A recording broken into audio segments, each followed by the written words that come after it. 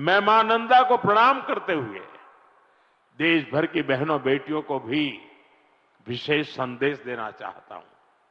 विकसित भारत के निर्माण में आपकी बहुत बड़ी भूमिका है। इस देश की बेटियों की, इस देश की माताओं की, बहनों की बहुत बड़ी भूमिका मैं देख रहा हूं। और बहनों बेटियों की सुविधा, सुरक्षा और लोकतंत्र में भागीदारी, ये डबल इंजन सरकार की बहुत बड़ी प्राथमिकता है।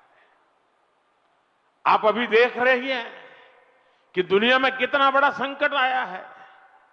इसे दुनिया के विकसित देशों में भी कितना हाहाकार मचा है। ऐसी मुश्किल हालत में भी सरकार का निरंतर प्रयास है कि हमारी बहनों को कम से कम परेशानी हो। साथियों, बहनों बेटियों की भागीदारी का एक और महत्वपूर्ण पड़ाव अब देश के सामने है।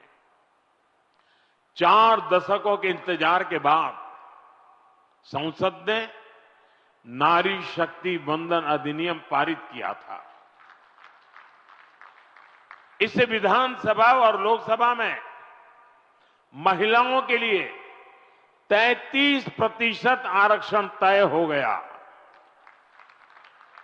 सभी दलों ने आगे आकर इस महत्वपूर्ण कानून को समर्थन दिया।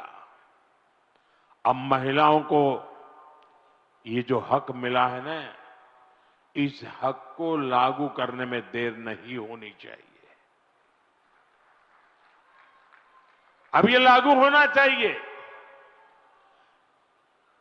अब जो 2029 में लोकसभा के चुनाव होंगे और तब से लेकर के आगे विधानसभा के भी चुनाव आते रहेंगे, जो भी चुनाव आते रहेंगे 2029 से ही ये लागू हो जाना चाहिए।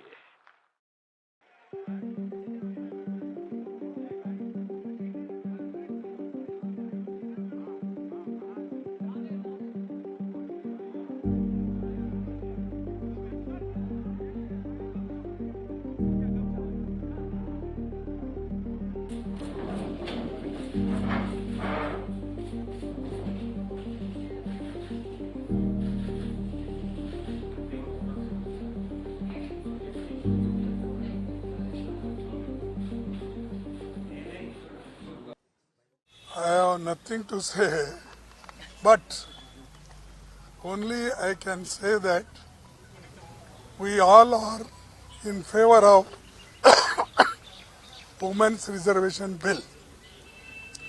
But the way in which they have brought, for that we have got reservations, and it is politically motivated just to trap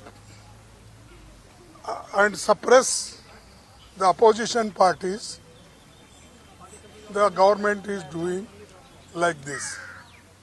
Therefore, we all have decided we will, though continuously we are supporting Women's Reservation Bill 2010, then even 2023, it is unanimously accepted the constitutional amendment. And we are insisting that they should implement that whatever earlier amendment is passed. And secondly, that delimitation, they are also playing some tricks. Therefore, all party, we are going to take one stand. We unitedly should fight in Parliament and